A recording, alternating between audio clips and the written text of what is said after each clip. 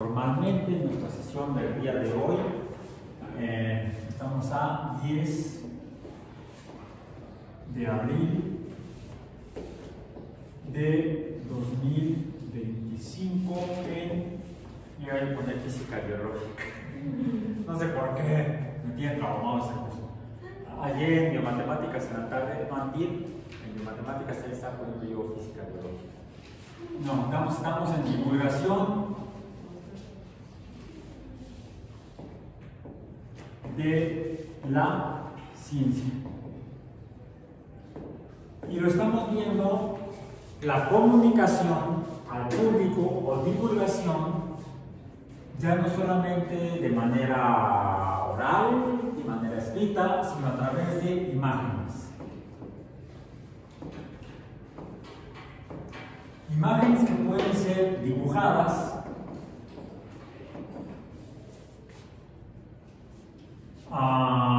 o que pueden ser fotográficas, o que pueden ser generadas por sistemas de cómputo, GC.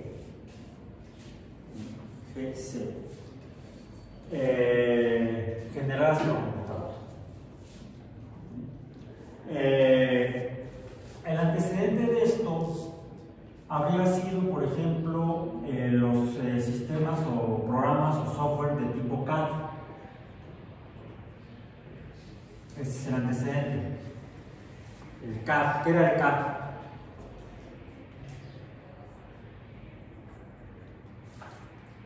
Computer Assisted Design.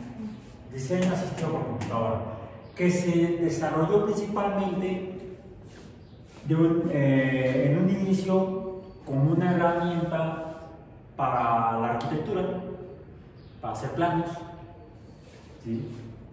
Entonces ya me acuerdo que ya en los 80s muchos arquitectos trabajaban con esto en sus computadoras, en sus despachos o en sus oficinas. Tenían todavía el rastreador con la regla T y las escuadras y los lápices, gomas suaves, las escobillas para barrer la goma una vez que la usabas. ¿Qué tiempos aquellos? ¿Sí? Pero ya empezaban a usar programas CAD, programas para diseño asistido por computadora. Era una herramienta auxiliar, una herramienta de asistencia, de ayuda. De ahí ya pasamos a las imágenes generadas por computadora, los GI, no, los GI no, los CI, perdón, no GI, CI.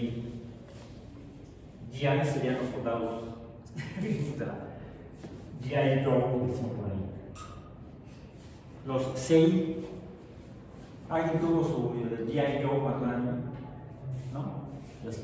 Bueno, no, era Action Man, el hombre de acción. Algo así como el Ken amigo de Barbie, pero macho. Ok. No tan delicado como el Ken. Sale muy bien en algunas caricaturas o películas de Barbie, cómo lo pintan al Ken. Es más, tiene mejor carácter, un carácter más firme de Barbie que bueno, imagen generada por computadora, CGI, perdón, CGI.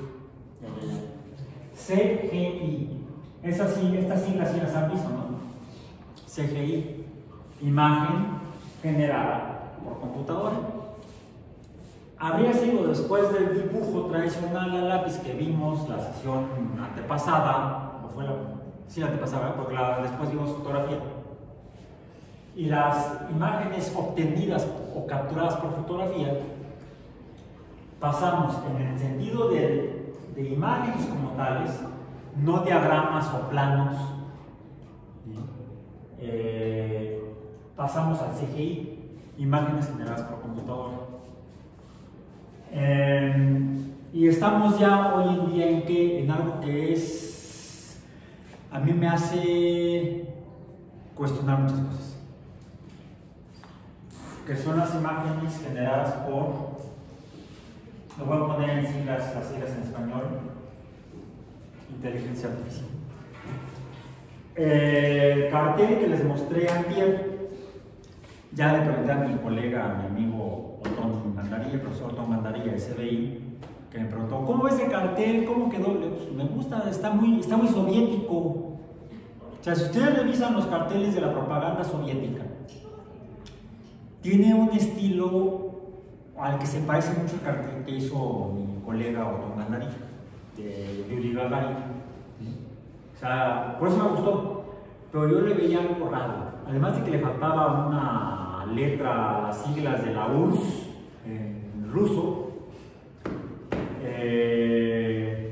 Sí, le pregunté ayer y me dijo, sí, la hice con inteligencia artificial.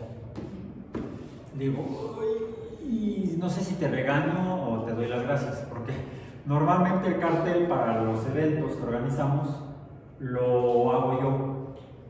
Lo diseño y lo hago yo, ya lo revisa él y los otros cuates que también organizamos los eventos. Ya nos ponemos de acuerdo, sí, entonces lo vamos a conocer. Se hace la publicidad a través de viñetas tradicionalmente, que son diferentes las viñetas, si se fijan, como el contenido, la integración de lo que estaba plasmado en el papel, donde había un dibujo basado en una fotografía, además de algunas leyendas, palabras, frases. Eso es en sí, como les mencioné, una viñeta. Si se fijan, los carteles que comúnmente vemos en la universidad, que anuncian eventos que se realizan aquí mismo o en otras instituciones académicas, son parecidos entre sí, pero son diferentes al que yo les mostré antes. ¿Cuál es la principal diferencia? Hagan memoria, porque no saben. Bueno, aquí tenemos uno. Este lado. Es un letrero para dar información. Acá tenemos otro. Y aquí tenemos otro. ¿Sí? ¿Sí? En algunas aulas este letrero está acá arriba. Este que está aquí en azul. ¿Qué tenemos? Una imagen diagramática. Parece un dibujo sencillo. Se parece al Leoncito que ya empezaba. Aunque se parece más a una persona que dibuja León. Una muy breve leyenda y el logotipo de la mano. Esto tiene que ir toda la información que sea oficial de la mano. Si esto no está, uno no sabe de quién es la persona física o moral responsable. Ya hablamos de personas físicas y personas morales cuando hablamos del derecho de autor. Recordemos que el derecho de autor es de las personas físicas o humanos. El derecho de copia es también de las personas físicas o humanos, pero también las personas morales o instituciones, organismos, empresas, compañías, grupos de personas pueden ser titulares del derecho de copia, más no del derecho de autor. El derecho de autor es un derecho humano, no de las cosas, o sea, no de las instituciones, empresas, etc. Para identificar quién es responsable de esta información que tiene una comunicación por imagen, el dibujo, y comunicación por letra, por leyenda, las palabras están aquí, es quien se anuncia a través de una imagen, la araña patona, así le digo yo, y Universidad Autónoma Metropolitana, mira esta palabra. Clarísima la información, lo podemos interpretar. ¿Qué significa? Bueno, eso los pusieron cuando la pandemia, porque es algo que parece un rostro con una cosa aquí, con un cubrebocas. Esto ya no hacemos casos a los quien esté enfermo, entonces tiene que traer el cubrebocas puesto. Por cierto, enfermo de las respiratorias, si tiene un problema gástrico, pues no, es mejor te quedas en tu casa cerca del baño. Porque no que te pongas el cubrebocas, ¿verdad? No ayuda. Entonces, este mensaje está claro, con una imagen y una leyenda de 4 palabras. Uso obligatorio de cubreboca. Cuando haya epidemia, ahora no tenemos epidemia de enfermedades respiratorias, Podría haber alguna epidemia, quizá, no sé, no de influenza, que esa la tuvimos en 2008. Ahorita hay una epidemia de influenza aviar en los Estados Unidos, como epidemia. Pero en México no, ha habido algunos casos, pero no es suficiente para poder declarar una epidemia. Bueno, entonces ahorita no tenemos por qué hacerle caso. No estamos en la situación correspondiente. Si hubiera una epidemia, por ejemplo, ha ocurrido en algunos lugares, en algunas ocasiones en México, una epidemia ¿qué será? ¿De qué hubo que me acuerde? De tifoidea. Ha habido en el norte del país, en algunos años, en las últimas décadas, de repente un brote y el brote se convierte en epidemia, pero se queda a nivel local, no trasciende más allá porque la tifoidea, ¿a qué se debe? ¿Qué la causa? Una bacteria, una salmonela, ¿sí? Salmonela tif, creo que es algo así, por tifoidea. Ha habido en algunos otros lugares del país epidemias de dengue, que también la causa. Bueno, es el mosquito, ¿no? Pero... No, el mosquito es el vector transmisor. Entonces le ponemos el cubrebocas al mosquito. No. El dengue lo provoca. ¿Es virus o bacteria? No me acuerdo. No soy epidemiólogo. Bueno, lo que sea. No aplican el cubrebocas. Aplican otro tipo de medidas para el control de otro tipo de. Bueno, sí, es un virus. Es un virus, el virus del dengue. Entonces, pero el vector es un mosquito, entonces ahí lo que se hace es se llevan a cabo otro tipo de acciones para reducir la incidencia, la transmisión por el mosquito, y eso es lo que ha permitido que las epidemias de dengue que ha habido en el país queden localizadas a nivel, para la redundancia local. No ha habido a nivel nacional, afortunadamente. Entonces, esta información es útil para casos específicos. Tenemos acá, y esto sería que una viñeta. Esto es una viñeta. Luego tenemos acá que dice recomendaciones para el uso del agua. No fumes. Vienen palabras, vienen leyendas. No, primero la que dice arriba, recomendaciones para el uso del agua. No fumes. No consumas alimentos. Apaga la luz si no la necesitas. Modera el uso del celular, deposita la basura en el cesto, cuida el mobiliario y el equipo. Iztapalapa. La araña patona, Iztapalapa. ¿Y qué dice aquí? Protección civil. O sea, ese no solamente es responsabilidad del agua este anuncio, a través de estas palabras que leí, sino que también es responsabilidad de una oficina en particular. La oficina de protección civil, no el departamento de hidrobiología, no actividades deportivas, no. Protección civil. Y además también tiene unas imágenes. Aquí tenemos de hecho no una, sino 6 viñetas. 1, 2, 3, 4, 5, 6. Ya hay más información a través de 6 viñetas. Ya el último que tenemos acá junto a la puerta, ese se dice el violentómetro. ¿Y tiene imágenes? No, tiene solamente leyendas. Y un montón. Bueno, es un problema grave, es un problema complejo, en el que hay que dar mucha información y no queda más que usar muchas palabras y frases. Bueno, los carteles promocionales de actividades académicas en las universidades como la UAM se parecen más bien a este último. Deben tener, por ejemplo, la institución o organismo responsable, la araña patona y UAM, Ingeniería de Iztapalapa, por ejemplo. Quizá el departamento o la división que está organizando el evento. División de Ciencias Sociales y Humanidades, Ciencias de Ingeniería, de Ciencias Biológicas y de la Salud.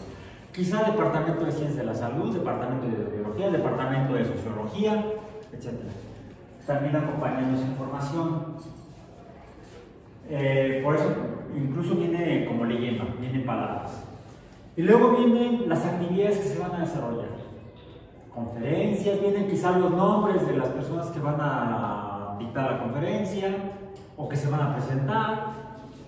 Y si además es un evento que va a tener más de un participante, más de un invitado, más de un conferencista, más de un evento, más de una actividad, casi siempre toda esa información está en el papelote.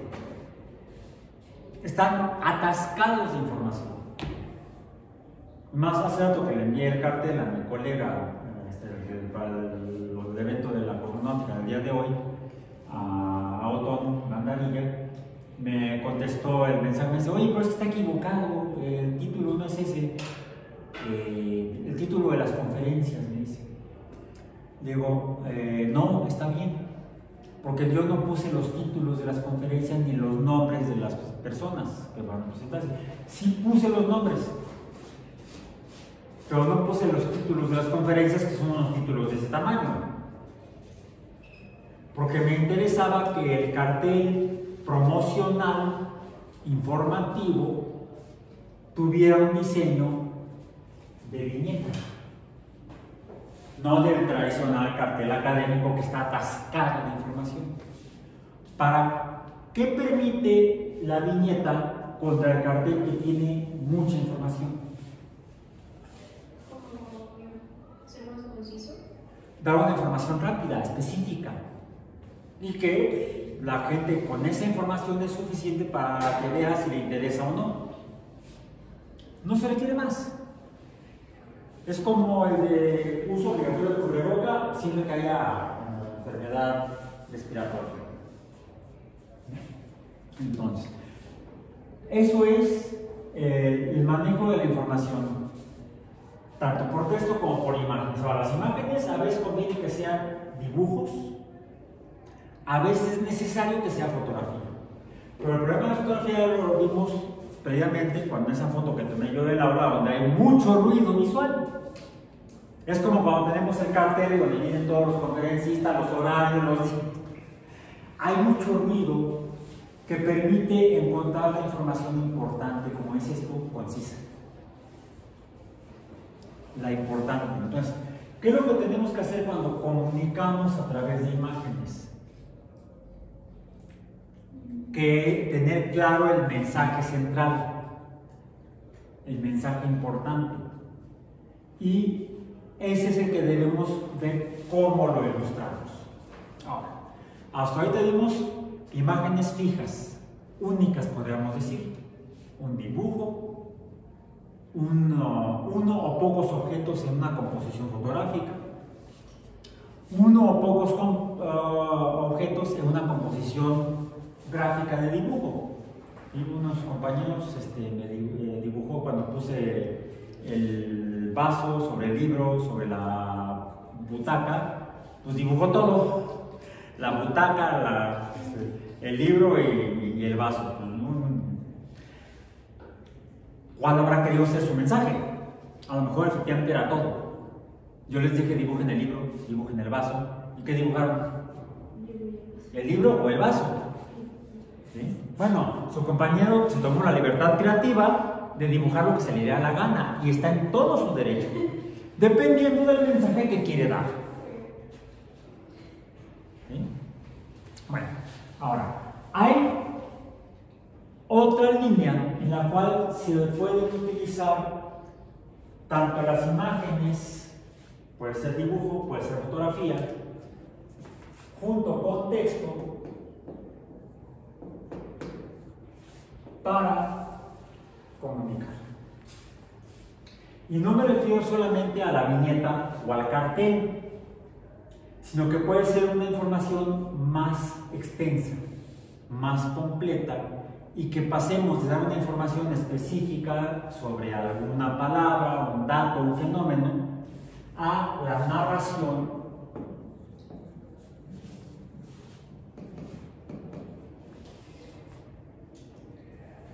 de un fenómeno, de una disciplina, de un concepto mismo, pero que está un concepto que puede ser complejo o que pueda tener varios componentes. Pensemos en la teoría termodinámica. Queremos comunicar termodinámica, comunicarle a la gente los principios básicos de la termodinámica, que no es uno, son 4. Las 4 leyes de la termodinámica. La teoría termodinámica está compuesta por 4 leyes. La ley 0, la 1, la 2 y la 3. La del equilibrio químico, que es la 0, hasta la última, que es la de 0 absoluto. Ahí entonces necesitamos dar 4 paquetes de información. 4 paquetes de información que requerirían al menos 4 dibujos. Digamos tal vez 4 viñetas. Podrían ser así, o podrían ser incluso, para ocupar menos espacio del pizarrón, así en 4 cuadros en líneas y en columnas. 2 líneas, 2 columnas. Me permite dar 4 mensajes sobre un solo tema. Un tema, digamos la termodinámica, y aquí la ley 0, para que se note que es 0, ponemos así, no es LO, ley 0, ley 1, ley 2 y ley 3. O incluso si quisiéramos hablar de la mecánica newtoniana, pues necesitaríamos tal vez 3 viñetas. La primera ley de Newton, la ley de la inercia, la segunda viñeta sobre la segunda ley, la ley de las fuerzas, y la tercera viñeta sería sobre la ley de acción y reacción. Entonces, a veces necesitaríamos, como en este aviso de recomendaciones para el uso del agua, usar más de una viñeta. Pero a diferencia de este aviso de recomendaciones para el uso del agua, si somos analíticos y críticos, vemos que estas 6 viñetas son independientes, se podrían haber anunciado por separado en el aula, no en un solo mensaje, en un solo cartel. Porque una cosa es lo relacionado con el tabaquismo, no fumes. Otra sería la ingesta de alimentos. Aunque sí hay gente que fuma mientras come, no son actividades relacionadas íntimamente, o una que sea causa y otro efecto, o que tengan que ir en cierto orden o secuencia. Las que sí están también, no están íntimamente relacionadas. En cambio, que estamos hablando de estas 4 o estos 4 mensajes están relacionados como la teoría, la termodinámica, por eso le dicen nada más termodinámica, si no tenía que haber puesto TTD, teoría termodinámica, que está compuesto por 4 ideas, 4 conceptos, 4 leyes, están relacionados, forman parte de un solo mensaje, y que incluso podríamos presentarlos así, o quizá así, lo voy a poner acá, podría ser 1, 2, 3 y 4, y sería entonces primero ley 1,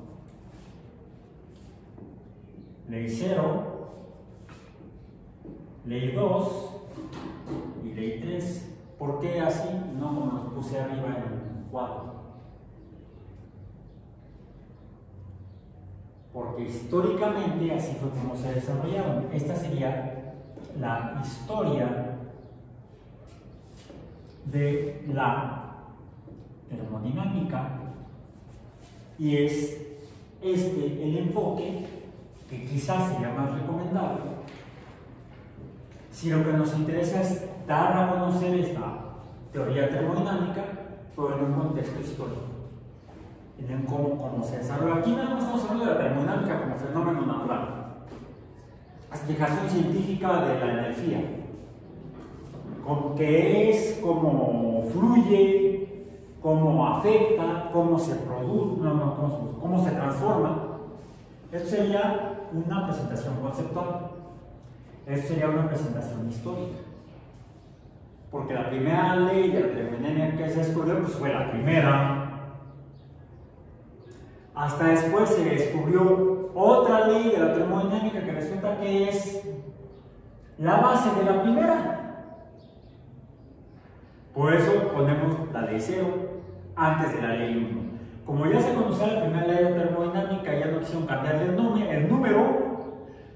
Entonces, a la segunda ley descubierta históricamente le pusieron ley 0 para ponerlas en orden conceptual. Es un poco como en la historia de la biología, en el desarrollo de la biología.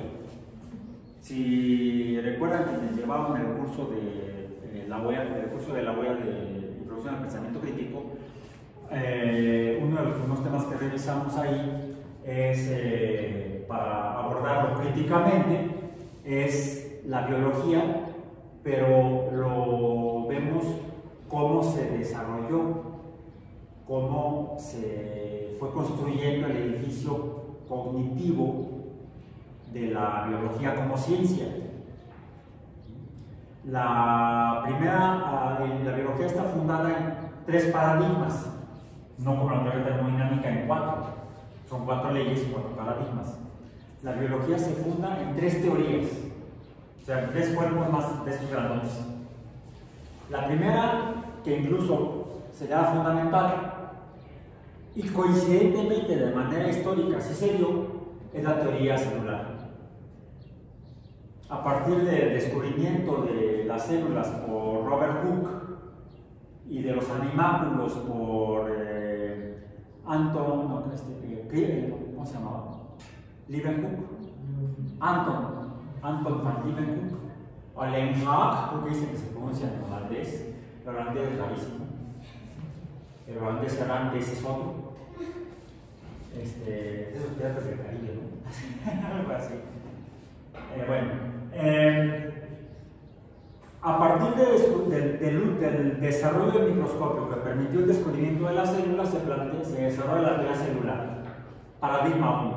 Todos los seres vivos están formados por células. La teoría celular. El primer pilar fundador de la biología como ciencia. ¿Cuál es el segundo históricamente? ¿Cuál teoría fundamental de la biología se desarrolla después de la teoría celular? La teoría de la evolución de Charles Darwin, o más bien por Charles Darwin y Alfred Russel Wallace, que el libro de Darwin se publica en 1859. Entonces podríamos decir, primero la teoría celular, luego la teoría de la evolución por Darwin y Wallace. La teoría celular no tiene una fecha, porque se va construyendo poquito a poco, aportaciones de muchos naturalistas. Luego otros naturalistas, porque no había biólogos, no puede haber biólogos, no había biología. Entonces, Charles Darwin, biólogo, ni madres, no puede ser biólogo porque no existía la biología. Era naturalista y geólogo, eso sí, la geología ya existía como ciencia. Entonces, primero la teoría celular, poco a poco se construye, luego Darwin y Wallace la comunican entre 1858 y 1859. De hecho, en el 58 Wallace lee una carta de Darwin en la Lineal Society y el libro sale publicado un año después, en 1859.